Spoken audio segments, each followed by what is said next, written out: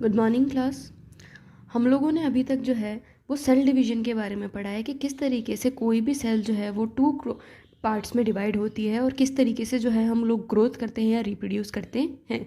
अभी तक हमने जिस फर्स्ट टाइम में पढ़ा था वो चीज़ क्या थी, हमारी माइटोसिस। माइटोसिस के बारे में हमने क्या देखा था कि हमारे क्रोमोसोम नंबर सेम रहते हैं और वो एक तरीके से स्प्लिट हो जाते हैं। कुछ इस तरीके की चीज़ जो है हमने माइटोसिस के अंदर पढ़ी थी कि 2n क्रोमोसोम है, इसमें से दो डॉटर सेल्स जो बनेगी वो दोनों के क्रोमोसोम नंबर सेम रहेंगे। और फिर हमने ये सर्कल समझा था एम फेस और इंटरफेस का। ये क्वेसेंट स्टेज थी जहाँ पर सेल कुछ भी नहीं कर रही थी। ये G1 स्टेज थी जहाँ ग्रोथ हो रही थी। एस में DNA चल रहा था। G2 प्रिपेयर कर रही थी एम फेज के लिए। एम फेज में प्रोफेज था, मेटाफेज था, एनाफेज था और टीलोफेज था। इन सब के बारे में जो है हम लोगों ने डिटेल स्टडीज़ अपने पहले वाले चैप्टर के अंदर, मतलब जो मैंने आज तक पढ़ाया उसके अंदर की थी। ये सारा सिस्टम डायग्रामेटिकली है। अगर डायग्राम क्लियरली तुम्हारे हो जाते हैं तो थ्योरी अपने आप ही तुम्हारी क्लियर हो जाएगी।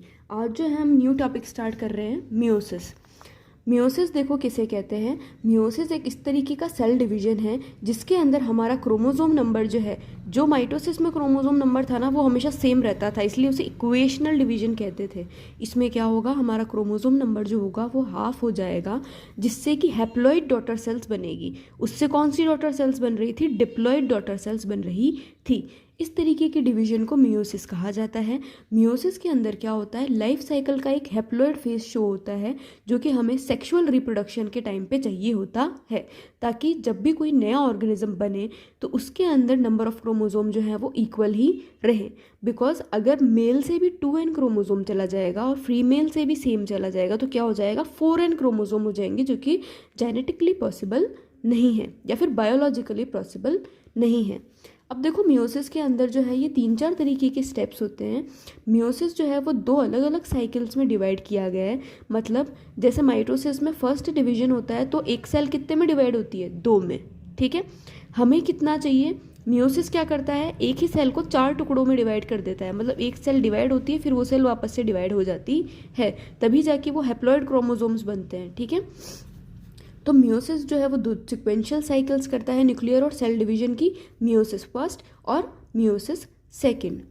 ठीक है, मियोसिस फर्स्ट जो है वो एस फेज के बाद ही स्टार्ट हो जाती है। मतलब क्रोमेटिड्स जैसे ही बनते हैं वैसे ही मियोसिस फर्स्ट स्टार्ट हो जाता है। ठीक है, मियोसिस के अंदर क्या होता है, बिल्कुल सेम दिखने वाले क्रोमोसोम आपस के अंदर क्या कर लेते हैं, रिकॉम्बिनेशन कर लेते हैं, जिससे कि उनके अंदर एक क्वाइट जेनेटिकली वेरिएबल मतलब चीज़ हो जाती है। जब मैं तुम लोगों को आगे टॉपिक में पढ़ाऊंगी तो तुम्हें ये सारे के सारे पॉइंट्स जो भी लग रहा होगा ना कि यार ये क्या बोल रहे हैं, मतलब थोड़ा कन्फ्यूजन है, तो वो सारी चीज़ें जो है वो अभी स्टेप के साथ क्लियर हो जाएगी। अभी मैं केवल थ्योरेटिकली बता रही हूँ। फिर लास्ट पॉइंट देखना, 4 हैप्लॉइड सेल्स जो होती है एट द एंड मियोसिस के अंदर फॉर्म होती है। मियोसिस जो है वो इन 2 टाइप में डिवाइडेड है, मियोसिस फर्स्ट, मियोसिस सेकंड। हर मियोसिस के अंदर वो माइटोसिस वाली चारों स्टेप है और मियोसिस सेकंड के अंदर भी वो चारों स्टेप है जो माइटोसिस में हुई थी। 2 अलग अलग साइकिल्स में इसलिए बांट रखा है क्योंकि ये फर्स्ट 2 में डिवाइड होगा और ये 2 4 में डिवाइड होंगे। अब देखो, इसको इस पेज के थ्रू समझना है ना, इसको थ्योरेटिकली हम लोग नहीं समझेंगे क्योंकि बुक में लैंग्वेज थोड़ी सी टफ है। देखो, एक मिनट,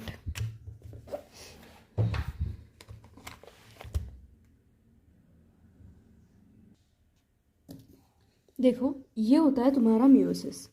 2n क्रोमोसोम जो है वो n और n में डिवाइड हो जाता है। मतलब डिप्लॉइड जो गैमेट है वो हैप्लॉइड गैमेट्स में डिवाइड हो जाते हैं। सॉरी, गैमेट्स नहीं, मतलब डिप्लॉइड जो सेल है वो हैप्लॉइड गैमेट्स में डिवाइड हो जाती है। मियोसिस का मेजर काम जो है वो रिप्रोडक्शन वाले, मतलब हमारे गैमेट्स बनाने के ही काम आता है। अब देखो, मियोसिस फर्स्ट में अलग अलग तरीके की स्टेजेस होती हैं, वही प्रोफेज, एनाफेज, मेटाफेज और टिनोफेज। ठीक है, अब मियोसिस फर्स्ट की जो प्रोफेज फर्स्ट स्टेज होती है वो काफ़ी ज़्यादा कॉम्प्लेक्स प्लस काफ़ी ज़्यादा लंबे टाइम तक चलती है। इस स्टेज के बाद बाकी स्टेजेस जो है वो काफ़ी कम टाइम तक फॉलो होती है या फिर चलती है। ठीक है, देखो मियोसिस फर्स्ट में प्रोफेज फर्स्ट जो है उसके भी 5 सिक्वेंशियल स्टेप्स हैं जो कि अलग अलग तरीके से पूरे होते हैं। फर्स्ट स्टेप देखना, leptotene step, second zygotene, third pachytene, fourth diplotene और फिफ्थ डाइकाइनेसिस। ठीक है, एक बार इसकी थ्योरेटिकली इसको देख लो, फिर उसके बाद में जो है मैं तुम्हें डायग्रामेटिकली अभी बताती हूँ। लिप्टोटीन में क्या है, क्रोमोसोम जो है वो ग्रेजुअली विजिबल होने लगते हैं, मतलब धीरे धीरे जो है वो क्रोमोसोम दिखने लगते हैं। ज़ाइगोटिन स्टेम मतलब स्टेज के अंदर क्या होता है, साइनेप्सिस अकर होता है। साइनेप्सिस यानी दो क्रोमोसोम्स जो हैं वो आपस में जुड़ते हैं, उनके नॉन सिस्टर पार्ट्स आपस में जुड़ते हैं। नॉन सिस्टर पार्ट्स क्या होता है ये भी हम आगे देखेंगे। पैकाइटिंग में क्या होता है, उन नॉन सिस्टर क्रोमेटिड्स के अंदर क्रॉसिंग ओवर होता है। क्रॉसिंग ओवर से वो दोनों एक दूसरे के अंदर अपना जेनेटिक मटेरियल क्रॉस करते हैं। फिर आता है डिप्लोटीन स्टेज जिसमें कि काइज़मेटा फॉर्म होता है। और फिफ्थ आता है डाइकाइनेसिस जिसमें काइज़मेटा हट जाता है और सेल्स अलग अलग हो जाती है, क्रोमोसोम अलग अलग हो जाते हैं। एक बार इसको अब डायग्रामेटिकली देखो। प्रोफेज फर्स्ट में क्या हुआ, फर्स्ट वाला जो हमारा लेप्टोटीन था उसके अंदर हमें धीरे धीरे क्रोमोसोम दिखने लगे। वो ये लेप्टोटीन वाली स्टेज मैंने नहीं बताई है अभी आपको, है ना, ऐसे मान लो कुछ।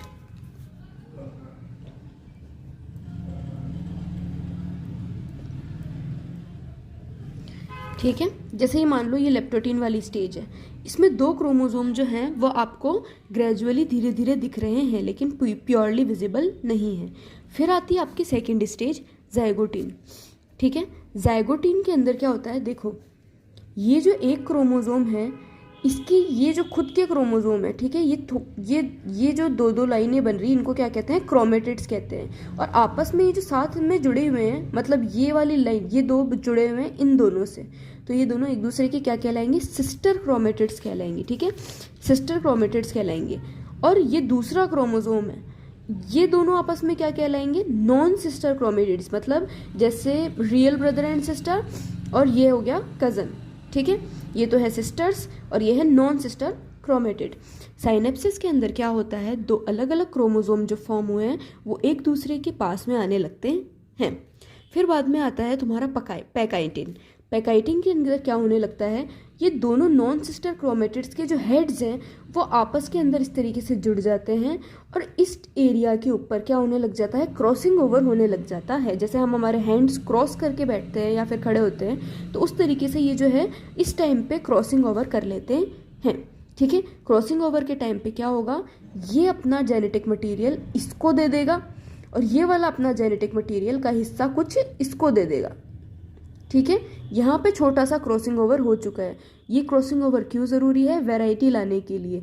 हम लोग जो होते हैं वो हमारे पेरेंट्स से ही बने हुए हैं, लेकिन फिर भी हमारे पेरेंट्स से भी हम लोग अलग हैं। क्यों, क्योंकि मेल के अंदर जो स्पर्म्स बनते हैं या फीमेल के अंदर जो एग्स बनते हैं वो जेनेटिकली एक दूसरे से हर तरीके से डिफरेंट होते हैं। क्योंकि अगर वो डिफरेंट नहीं होते तो अपने जितने भी भाई बहन हैं वो बिल्कुल अपने जैसे के जैसे होने चाहिए थे। ठीक है, मतलब अगर सिंगल पेरेंट से, मतलब एक ही मदर और सिस्टर से, मतलब फादर से अगर कोई बेबी प्रोड्यूस होता है तो वो सेम होना चाहिए था। लेकिन फिर भी सिबलिंग्स के अंदर भी, इवन रियल भाई बहनों के अंदर भी जो है वो बहुत ज़्यादा वैरायटी पाई जा सकती है। कोई कैसे नेचर का होता है तो कोई कैसे नेचर का होता है।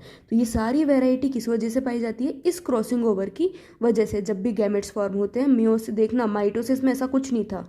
मियोसिस में क्या हो रहा है, ये दोनों जब क्रॉस कर रहे हैं तो इसका जेनेटिक मटेरियल इसके अंदर जा रहा है, इसका जेनेटिक मटेरियल इसके अंदर जा रहा है और कुल मिला के ये एक अलग ही चीज़ बन रहे हैं। कौन सी जेनेटिक इन्फॉर्मेशन जा रही है ये किसी को नहीं पता है। ठीक है, तो यहाँ पर आपका जो है वो पैकाइटिन खत्म होता है। फिर आपका स्टार्ट होता है डिप्लोटीन। डिप्लोटीन के अंदर क्या होता है, इस तरीके से काइज़मेटा बनता है। ये देखो, अब काइज़मेटा के अंदर क्या होगा, ये पूरी तरीके से इसमें, ये देखो इसके अंदर इसका मैटर डिजोल्व हो चुका है, इसके अंदर इसका मैटर डिजोल्व हो चुका है। वो थोड़ा अलग पहचान में आ रहा था, इसमें क्या हो रहा था, सब कुछ मिक्स हो जाता है। ठीक है, ये ट्रूली मिक्स हो जाता है, इसके अंदर इसका और इसके अंदर इसका कुछ भी हम नहीं पता कर पाते हैं कि कहाँ पर क्रॉसिंग ओवर किस हद तक हुआ है। और फिर जो है ये होता है, ये वाला जो स्टेप है ना, ये क्रॉस वाला जो स्टेप है इसको क्या कहेंगे हम, काइज़मेटा कहेंगे। ठीक है, यही चीज़ जो है वो काइज़मेटा कहलाती है। उसके बाद में लास्ट स्टेप आता है हमारा डाइकाइनेसिस। डाइकाइनेसिस के अंदर क्या होता है, नाम से ही समझ में आ रहा है, दो भागों में बंटना। ये क्रोमोसोम जो है वो अपना अलग सा जेनेटिक मटेरियल लेकर अलग हो जाएगा और ये क्रोमोसोम जो है वो अपना मटेरियल लेकर अलग हो जाएगा। मतलब ये भी अलग हो गया और ये भी अलग हो गया। और इस तरीके से 2 क्रोमोसोम्स के अंदर अब क्या आ चुका है, वैरायटी आ चुकी है। प्रोफेज इतना लंबा क्यों चलता है, क्योंकि इसको जेनेटिकली डिफरेंट करना है गैमेट्स को, ठीक है। बाकी की सारी स्टेज जो है वो काफ़ी फास्टली पूरी हो जाती है। एक बार वापस देख लो, ग्रेजुअली विजिबल हुए लेप्टोटीन में, साइनेप्सिस ऑकर हुआ मतलब एक दूसरे के पास में आए जाइगोटीन में, क्रॉसिंग हुआ प्रेकाइटिन में, काइजमेटा बना डिप्लोटीन में, और लास्ट में ये जो अलग अलग हुए वो कहाँ पर हुए, डाइकाइनेसिस के अंदर हो गए। अब देखो तुम मेटाफेज, प्रोफेज जो है अब एंड हो चुका है, ठीक है। मियोसिस फर्स्ट का जो प्रोफेज है वो खत्म हो चुका है। अब मेटाफेज में क्या होता है, वही सेम चीज़ें, थोड़ी बहुत वही सेम चीज़ें चलेगी जो कि कहाँ चल रही थी, हमारी माइटोसिस पढ़ा था ना तब। मेटाफेज फर्स्ट में क्या होता है, एम प्लेट फॉर्म होती है। मैंने बताया था तुम लोगों को पहले भी कि एम प्लेट जब फॉर्म होती है तो सारे क्रोमोसोम जो है वो एक ही लाइन के अंदर आ जाते हैं। एनाफेज के अंदर क्या होता है, क्रोमोसोम एक दूसरे से अलग हो जाते हैं। मैंने पहले भी ये चीज़ बताई थी, लेकिन इनमें एक चीज़ ध्यान रखना, उसके अंदर क्रोमोसोम कैसे अलग हो रहे थे, कुछ इस तरीके से। बस ये एक एक हिस्सा ही जो है वो अलग अलग हुआ था, मतलब एक क्रोमोसोम जो थे, ये एक क्रोमोसोम जो था वो 2 हिस्सों में बढ़ चुका था। लेकिन इसके अंदर क्या है, इसके अंदर 2 सिस्टर क्रोमेटिड्स इस तरीके से प्रेजेंट है, ठीक है। तो क्या होगा, जब ये टूटेंगे तो ये दोनों जो है वो एक साथ ऊपर जाएगी और ये दोनों जो है वो एक साथ नीचे की तरफ बाइपोलर ये एक दूसरे के जाएंगे। दोनों जो है इसमें केवल एक सिंगल थ्रेड जो है ऐसे आ रहा था, ऐसे याद रख लो, है ना। इसमें केवल एक सिंगल थ्रेड आ रहा था, इसमें ये दोनों थ्रेड जो है वो ऊपर चले जाएंगे, ठीक है। बस इतना सा प्रोसेस तुम लोग याद रख लो। एनाफेज के अंदर क्या हुआ, क्रोमोसोम इस तरीके से बीच में से टूट के सेपरेट हो गए। और टेलोफेज के अंदर क्या होता है, बस हमारी 2 सेल बन जाती है, एक सेल अलग और दूसरी सेल अलग, ठीक है। ये क्या हो रखा है, हमारे गैमेट्स जो हैं अभी तक बने तो हैं लेकिन कंप्लीटली मियोसिस नहीं हुआ है। मियोसिस की हमेशा कितनी साइकिल होती है, 2 साइकिल होती है। ये मियोसिस फर्स्ट कहाँ से एंड होता है, मियोसिस फर्स्ट में प्रोफेज सबसे ज़्यादा इंपॉर्टेंट है, ठीक है। कभी कभी अलग से ही पूछ लिया जाता है कि प्रोफेज को समझाओ मियोसिस फर्स्ट के, तो ये पाँचों के पाँचों स्टेप्स विथ ये डायग्राम जो है तुम्हें समझाना है। फिर मेटाफेज, एनाफेज और टेलोफेज जैसे तुमने माइटोसिस में पढ़े थे लगभग सब सेम है। बस ये सिस्टर क्रोमेटिड्स जो है वो दोनों एक दूसरे के साथ ऊपर जाएगी, ये सिंगल होके नहीं जाएगी, ठीक है। और टेलोफेज के अंदर भी सेम चीज़ होने लग जाती है, न्यूक्लियर डिवीजन होने लग जाता है और 2 सेल बन जाती है। ये वही प्रोसेस है जो कि उसमें पढ़ाया था मैंने आप लोगों को पहले माइटोसिस में। अब देखो तुम लोग मियोसिस सेकेंड, जैसे ही साइटोकाइनेसिस की 2 सेल अकर होती है वैसे ही बीच में एक फेज आता है इंटरकाइनेसिस। इंटरकाइनेसिस क्या होता है, इन दोनों साइकिल के बीच का फेज, ठीक है। उसके जस्ट बाद क्या स्टार्ट हो जाता है, मियोसिस सेकंड स्टार्ट हो जाता है। अब देखो मियोसिस सेकंड में क्या होगा, मियोसिस सेकंड जो है वो बिल्कुल माइटोसिस के ऐसे मान लो बिल्कुल सिमिलर है, ठीक है। माइटोसिस के सिमिलर है, क्यों है, क्योंकि ये 2 के अब 4 होंगे, है ना। ये 2 अब NN बन चुके हैं। अब हम इसमें से क्या करेंगे, वापस से NN बनाएंगे। अब इसमें हैप्लॉइड डिवीजन की ज़रूरत हमें नहीं है, ठीक है। ये एक गैमेट से हम लोगों ने एक सेल से कितने बना लिए, 4 गैमेट बनाए हैं। पहले तो 2N से हमने N और N बनाया, अब हम बिल्कुल माइटोसिस वाले प्रोसेस से N से N और N से N बनाएंगे, ठीक है। ये मियोसिस की 2 साइकिल चलती है। फर्स्ट साइकिल जो है हम लोग पढ़ चुके हैं, अब हम पढ़ रहे हैं सेकेंड साइकिल। मियोसिस सेकेंड में क्या होता है, अब देखो हर सेल की मतलब सारे डिवीजन साइकिल्स के स्टेप सेम होते हैं। फर्स्ट स्टेप आता है आपका प्रोफेज सेकंड, ठीक है। प्रोफेज में क्या होता है, बिल्कुल मियोसिस माइटोसिस को याद करो।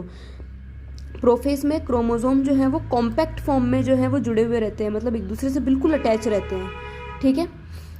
फिर मेटाफेज के अंदर क्या होने लग जाता है, वही एम्पलेट बनने लग जाती है, मतलब वो सारे अटैच वाले क्रोमोसोम्स जो हैं वो एक लाइन के अंदर अटैच होने लग जाते हैं। फिर एनाफेज के अंदर क्या होता है, क्रोमोसोम जो है वो स्प्लिट हो जाते हैं। स्प्लिट किस तरीके से होंगे, इस तरीके से, ठीक है। माइटोसिस वाले तरीके से स्प्लिट नहीं करना है आपको, किस तरीके से स्प्लिट करना है, 2 सिस्टर क्रोमेटिड्स जो है वो एक साथ जाएगी। और टेलोफेज के अंदर क्या होता है, वापस से साइटोकाइनेसिस हो जाता है और वो 2 सेल्स जो है वो वापस से 2 सेल्स में डिवाइड हो जाती है। एक बार अपनी बुक में देखो, ये हम लोगों ने यहाँ तक का पूरा पढ़ चुका है, ठीक है, कि प्रोफेज क्या होता है, इसके अलग अलग स्टेप्स क्या होते हैं, डिप्लोटीन, डाइकाइनेसिस, मेटाफेज क्या होता है, एनाफेज क्या होता है, ये सारी चीज़ें हैं ना। एक बार बुक के डायग्राम से भी देख लो। ये देखो प्रोफेज फर्स्ट में सारे के सारे इस तरीके से अरेंज थे, ठीक है, ग्रेजुअली विजिबल हो रहे थे, मतलब अच्छे से हमें क्रोमोसोम नहीं दिख रहे थे। बाद में क्या हो रहा था, ये मेटाफेज फर्स्ट आया, ये सब के सब इक्वेटोरियल प्लेट के ऊपर इस तरीके से जमा हो गए। जमा होने के बाद क्या हुआ, ये देखो, जमा होने की ये क्रॉसिंग ओवर हो चुका है, प्रोफेज की सारी स्टेप्स क्लियर है इसमें, इसलिए तो इसमें ये आधा अलग आ रहा है और आधा अलग आ रहा है इस तरीके से, ठीक है। उसके बाद क्या हुआ, ये इस तरीके से दो तरीके से टूट गए एनाफेस में, और टिलोफेस में ये क्या हुआ, ये दोनों के दोनों इस तरीके से डिवाइड हो गए। अब ये याद रखना कि एनाफेस जो है, ये टिलोफेस में ये दोनों डिवाइड हुए हैं। अब ये धीरे धीरे क्रोमोसोम बढ़ रहे हैं, ये डॉटर सेल जो है वो धीरे धीरे ग्रोथ कर रही है, लेकिन उसी बीच में क्या हो जाएगा, इंटरकाइनेसिस के बाद meiosis second hand to hand start हो जाएगा। पीछे टर्न करना, ये एरोज इस तरीके से जा रहे हैं, 1 2 3 4 5 स्टेज। अब इसके जस्ट नेक्स्ट पेज पे जो है आपकी, वो इसकी बाद वाली स्टेज है, वो स्टेज शुरू होती है ऐसे।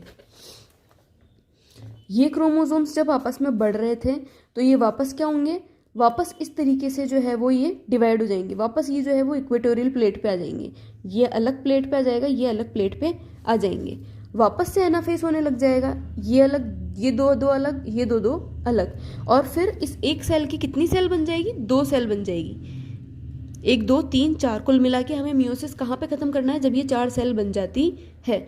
डायग्राम को पीछे से आगे तक देखना उसको, ठीक है, उस पेज से, पेज नंबर 169 से पेज नंबर 170 तक जो है ये आपका पूरा मियोसिस जो है वो कंप्लीट हो रहा है।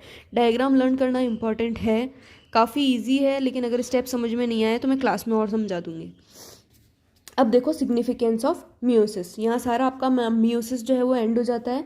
मियोसिस का सिग्निफिकेंस क्या है, मियोसिस जो है वो क्रोमोसोम नंबर को बनाए रखने में मदद करता है, क्योंकि जब भी कोई ऑर्गेनिज्म रिप्रोड्यूस करेगा तो बट ऑब्वियस सी बात है उसके क्रोमोसोम जो है वो आपस के अंदर लिंक होंगे।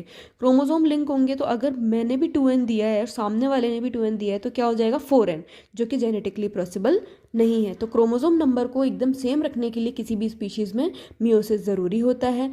दूसरी बात यह है कि ये जेनेटिक वेरिएबिलिटी को बढ़ाता है, मतलब एक जनरेशन से दूसरी जनरेशन हमेशा लगभग अलग ही होती है, सेम नहीं होती है। हम लोग जो हैं वो कभी भी अपनी सिबलिंग्स से जो है वो शादी वगैरह नहीं करते हैं, हम लोग दूर किसी से जो बिल्कुल हमसे अलग हो, जिससे कोई कनेक्शन नहीं हो, हमारे इवन हिंदू समाज में तो दूर दूर तक भी रिश्ता नहीं अड़ना चाहिए। क्यों नहीं अड़ना चाहिए, क्योंकि जेनेटिक वेरिएबिलिटी नहीं आती है, कुछ भी चेंज नहीं होता है, बिल्कुल सेम जो है वो लोग रहते हैं, उनके कैरेक्टर्स में डिफरेंट ही नहीं आता।